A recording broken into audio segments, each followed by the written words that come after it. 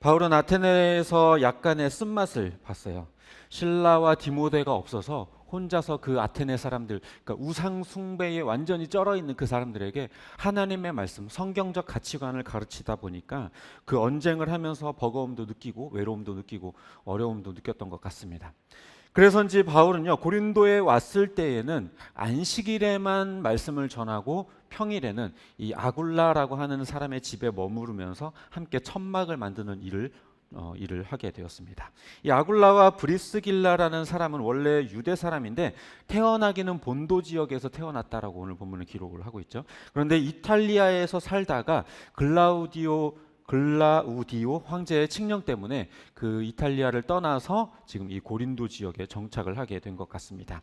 그들은 그 땅에서 이제 천막을 만드는 일을 하게 됐고 바울을 만나게 되면서 함께 생업을 함께 유지하면서 하나님의 말씀에 대한 가르침도 깊이 받았던 것으로 보입니다.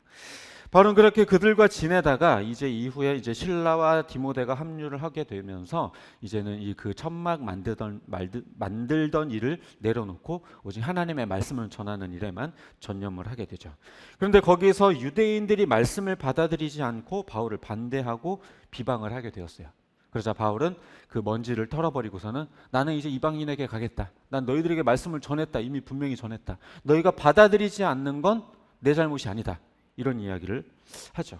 그 이후에 이제 디디오 유스도라고 하는 사람의 집에 머물면서 이방인들에게 말씀을 전하게 되는데요. 이후에 이 회당장이었던 그리스도부와 또 그 집의 모든 식구들이 예수님을 믿고 또 침례를 받는 일들도 일어나게 됩니다. 그러면서 이제 그 고린도 지역에 많은 사람들이 예수님을 믿게 되었다고 오늘 본문을 기록을 하죠. 그런데 갑자기 어느 날 이 바울에게 어떤 두려움이 찾아왔었나 봐요. 어느 날 밤에 하나님께서 바울에게 나타나서 말씀하시기를 무서워하지 마라. 두려워하지 마라. 내가 너를 지켜주겠다. 아무도 너에게 손대지 못할 거다. 그러니까 하나님의 말씀에 대해서 계속해서 전해라.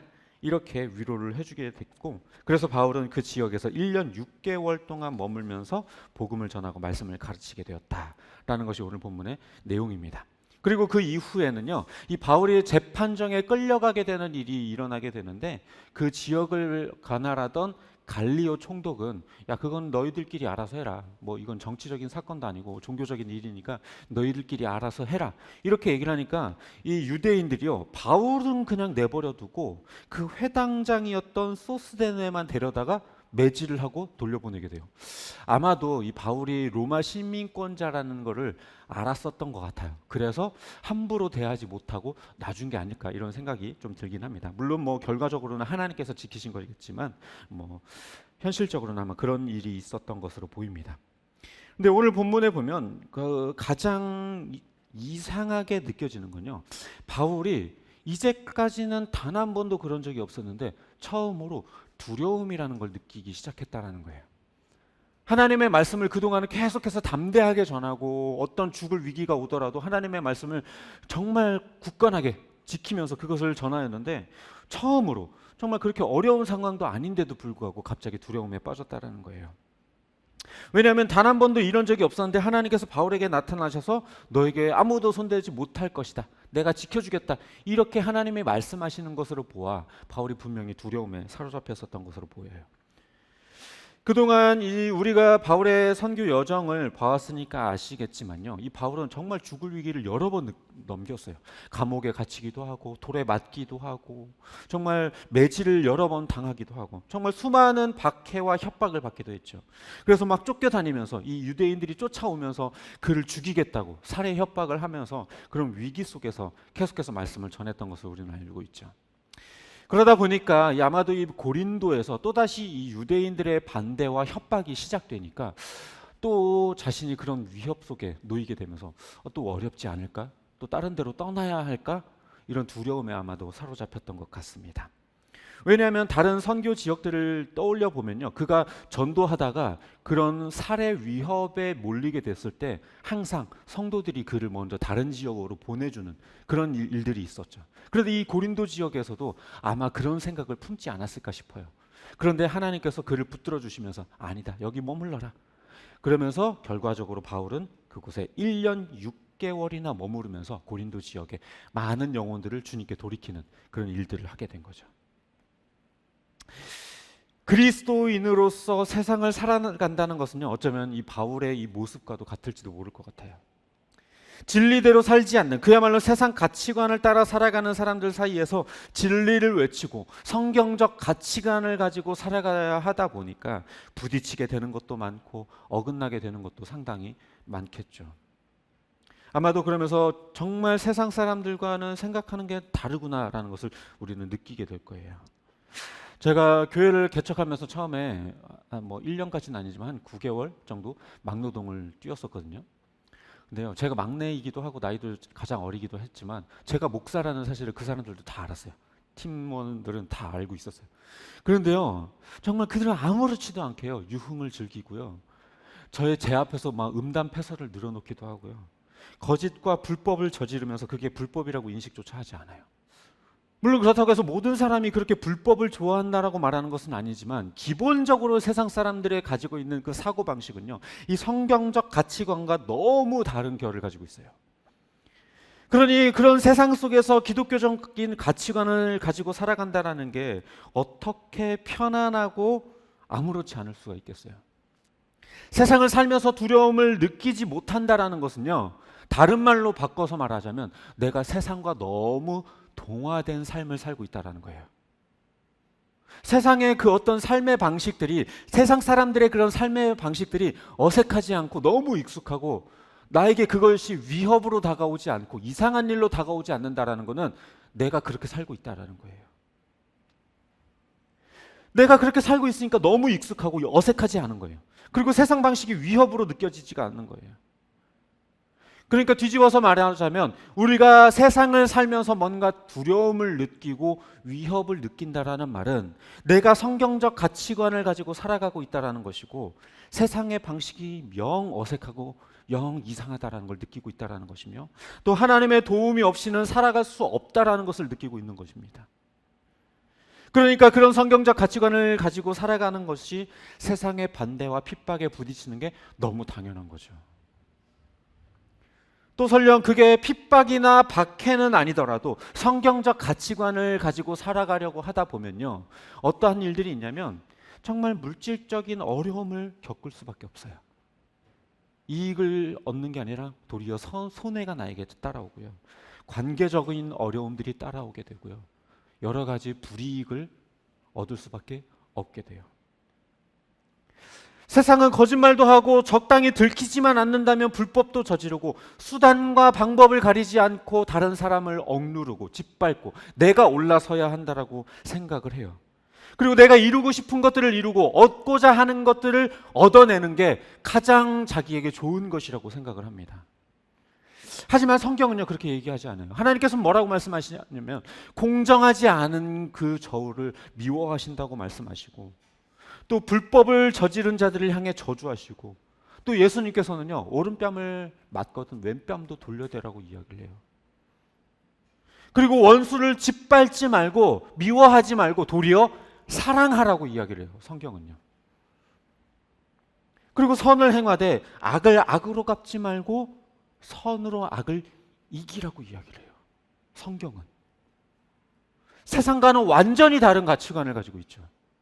그러니까 이런 가치관들을 가지고 살아가려고 하면 세상에서 부딪힐 수밖에 없어요. 세상 사람들로부터 뭔가 이상한 눈초리를 받을 수밖에 없어요. 세상 사람들의 그 삶의 방식이 나에게 위협으로 다가올 수밖에 없어요. 그렇지 않다면 내가 성경적 가치관을 가지고 살고 있지 않은 게 돼버리겠죠.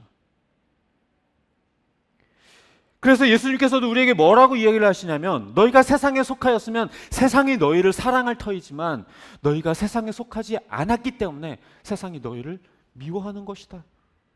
그게 당연한 거다. 그러니까 우리가 세상 속에서 세상과 다르게 살아간다라고 하는 것은요, 세상의 미움을 받을 각오를 하고 살아가야 되는 거예요. 세상으로부터 질타를 받고 세상으로부터 불이익을 얻고 손해를 감수할 마음을 가지고 살아가야 된다는 거예요. 정직하게 영업하고 정직하게 장사하면요, 남는 거 없어요. 제가 우리 아내를 통해서도 이 여러 업종들의 이야기를 들어봤었지만 어린이집도 그렇고요, 지금 저희 아내가 운영하는 센터도 그렇고요. 이게요, 불법을 저지르지 않으면요, 남는 게 별로 없어요. 바우처도 막 이렇게 막 조정해가지고 막 더 받아내고, 어린이집에서도 장 볼 때 자기 집 장을 같이 보고 법인카드로 그렇게 하지 않으면요, 남는 게 없어요. 그리고 몰래 그냥 선생 원래 쓰지도 않으면서 한 명 더 쓰는 것처럼 조작하고. 세상은 그렇게 자기의 이익과 자기의 유익을 위해서 불법을 저지르고 또 그것이 불법이라고 말하지 않아요. 그렇게 인식하지도 않아요. 탈법은 불법도 아니라고 여겨요. 탈세. 어떻게 이렇게 교묘하게 막 이렇게 해가지고 세금 적게 내려고 어떻게든 법인을 세우고 뭐 하고, 그 불법이라고 여기지 않아요. 그냥 절세라고 생각을 하죠. 세상 사람들의 가치관의 방식들은 늘 그래요. 그렇기 때문에 우리가 세상 속에서 살아간다라고 하는 것은요, 성경적 가치관을 가지고 살아가는 것은 굉장한 손해를 감수해야 되고 굉장한 핍박과 박해를 감수해야 하는 일인 거예요. 바울도 뭐라고 이야기를 하냐면 로마서에 너희들이 날마다 우리가 종일 주를 위해 죽임을 당하게 되며 도살당할 양같이 여김을 받지만 염려하지 마라, 두려워하지 마라. 그 무엇이 우리를 하나님의 그 예수 그리스도의 사랑으로부터 우리를 끊어낼 수 있겠느냐? 칼이냐? 적신이냐? 가난이냐? 궁핍이냐? 그 어떤 피조물도, 그 어떤 능력도, 그 어떤 힘도 우리를 예수 그리스도 안에 있는 하나님의 사랑에서 끊을 수 없느니라. 세상이 아무리 우리를 핍박하고 우리를 아무리 괴롭힌다 할지라도 우리는 절대로 하나님의 그 사랑 안에서 끊어내어질 수가 없어요. 두려워할 필요가 없는 거예요. 그래서 예수님께서도 뭐라고 얘기를 하냐면 내 양은 내 음성을 듣는다. 고로 내가 그들에게 영생을 주노니 내 손에서 빼앗을 자가 없느니라.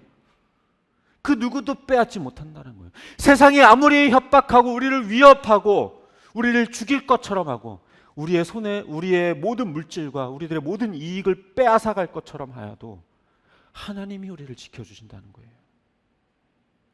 다윗도 노래하기를 주님은 나의 산성이시오 나의 피할 바위가 되시며 내가 피할 요새가 되십니다. 우리를 그 날개 아래에 품어주십니다 라고 고백했어요. 하나님께서는 엘리야가 바알 선지자들과 싸우고 나서 뭔가 두려움에 사로잡혔을 때 그를 위로하시고 붙들어 주셨어요. 성경의 수많은 곳에서 하나님께서 자기 백성을 지키시고 위로하시고 힘주신다라고 말하고 있어요. 세상은 날마다 우리를 무너뜨리기 위해 온갖 미혹과 핍박을 해오지만 세상은 우리를 향해 으르렁거릴 뿐 절대 우리를 건드릴 수 없어요. 철로 역정에서도 보면요, 이 크리스찬이 길을 가는 가운데 사자 2마리를 만나게 돼요. 이 사자 2마리가 정말 집어삼킬 것처럼 막 엄청나게 으르렁거립니다. 동물원에 가서 이 사자 울음소리를 들어보셨나요? 정말 오금이 저려요. 오금이 정말 그 자리에서 몸이 굳어버릴 정도로. 그냥 우리가 동물원에서 멀리서 보니까 안심되니까 멋있다 이렇게 느끼는 거지만, 그런데요, 중요한 것은 이 크리스찬이 그 길을 따라갈 때에 발견한 것이 무엇이냐면 그 사자에게는 사슬이 매어 있다라는 거예요. 그러니까 하나님의 말씀을 따라서 그 길을 온전히 나아가기만 한다면 사자에게 물릴 일이 없는 거예요. 절대로 위협은 할 수 있지만 죽이지 못한다라는 거예요. 저 여러분이 세상 가운데 성경적 가치관을 사는 것이 어쩌면 두려운 일일 거예요. 이렇게 하면 손해가 나에게 오지 않을까? 이렇게 하면 내가 손해를 보지 않을까? 죽지 않을까? 위협을 당하지 않을까? 사람들로부터 뭔가 따가운 시선을 받지 않을까? 그런데 오늘 본문도 바울을 위로하셨지만 하나님께서 말씀하셨던 것처럼 지금도 우리를 위로하시고 우리를 붙들어주고 계세요. 절대 너희들을 세상이 건들지 못한다. 내 손에서 절대 빼앗지 못한다. 너희들이 절대 죽지 않는다. 너희들의 털끝 하나도 건드리지 못하게 될 것이다. 말씀을 정리합니다. 바울도 결국엔 사람이었어요. 불현듯 두려움에 사로잡혔고 마음을 지켜내기가 힘들었어요. 다른 지역으로 빨리 떠나고 싶었어요. 죽지 않기 위해서, 죽음을 피하기 위해서. 그러나 하나님께서 분명히 이야기하셨어요. 털끝 하나도 건드리지 못하게 하겠다. 이 지역에 아직 내 백성이 너무 많다. 말씀을 전해라. 성경적 가치관을 가지고 살아가다 보면 여러 문제와 고난, 환난과 어려움을 겪는 게 어쩌면 너무나도 당연해요. 예를 들어 거짓된 모습을 버리고 정직하고 선을 베풀고 원수도 사랑하고 용서하는 그런 삶을 살고자 하면요, 손해를 경험해야 되고 때로 그걸 악용하는 사람들로 인해서 마음의 상처를 입을 수도 있고요. 나는 선을 베풀었는데 되려 억울한 일을 당하게 될 수도 있을 거예요. 그러한 일들이 허다해요. 또 더러는 너 혼자 깨끗하냐? 라면서 되게 유별나다는 듯이 공격을 할 수도 있을 것입니다. 또 사람들과의 관계에 어려움을 겪게 될 수도 있고요. 뭔가 끊어져 나가는 것들이 있을 수도 있을 겁니다. 그래서 자신의 이런 삶의 방식이 세상으로부터 도태되게 만드는 건 아닐까 하는 두려움이 생길 수도 있을 거예요. 근데요, 어쩔 수 없어요. 우리가 그리스도인으로 살아간다라고 하는 것은요, 우리가 지난 시간과 지지난 시간에도 계속 이야기를 했지만 세상과 구별된 삶을 사는 거예요. 우상 숭배하지 않는 것, 하나님을 어떤 한 영역에 가둬두지 않고 모든 영역에서 하나님의 주인 되심을 인정하고 그분의 뜻에 따라 살아가는 것이기, 그것이 그리스도인으로 살아가는 것이기 때문에 그 뜻대로 우리가 살아간다면 세상으로부터 미움을 받는 건 너무나도 당연해요. 손해를 입을 수밖에 없는 것 너무나도 당연해요. 관계의 어려움을 겪는 것 너무나도 당연해요. 그럴 때 두려워하지 마십시오. 우리에게는 세상을 이길 힘이 없지만 세상이 비록 골리앗처럼 커 보일지라도 세상 방식이 아닌 성경적 가치관을 따라 우리가 살아갈 때에 하나님께서는 우리를 지키시겠다고 분명하게 성경에서 계속해서 말씀해 주셨어요. 그냥 한두 번이 아니라 계속해서 자기 백성을 지키시고 정말 성실하게 자기의 백성들을 인도해 나아가시는 그 역사가 성경에 계속해서 담겨져 있어요. 우리가 하나님을 의지하며 그 성경적 가치관을 따라 하나님의 말씀을 따라 살아갈 때에 하나님은 우리를 절대로 내버려 두지 아니하시고 정말 눈동자와 같이 지키시고 보호하시며 우리를 이끌어 주실 거예요. 우리가 위기 가운데 거했을 때에 우리를 지켜내시고 붙들어 주실 것입니다. 풀무불이 아무리 거세도 그 속에서 하나님은 자기 백성을 구원해내시며 파도가 아무리 높아도 그 파도 위를 걷게 하시는 분이 바로 하나님입니다. 털끝 하나도 상하게 하지 않으실 그 하나님을 온전히 붙들고 성경적 가치관을 가지고 세상과 구별된 삶을 살아가야만 해요. 그것이 비록 우리에게 손해가 되고 그것이 때로 우리에게 위협이 되고 우리에게 정말 어려움이 된다 할지라도 그렇게 살아가는 것이 진정한 그리스도인의 삶의 모습인 줄 믿습니다. 바라기는 세상을 살아갈 때 때로 두려워도 하나님이 주시는 그 힘과 그 위로 안에서 믿음으로 세상을 이겨나가는 저와 여러분 되시기를 주님의 이름으로 축복합니다.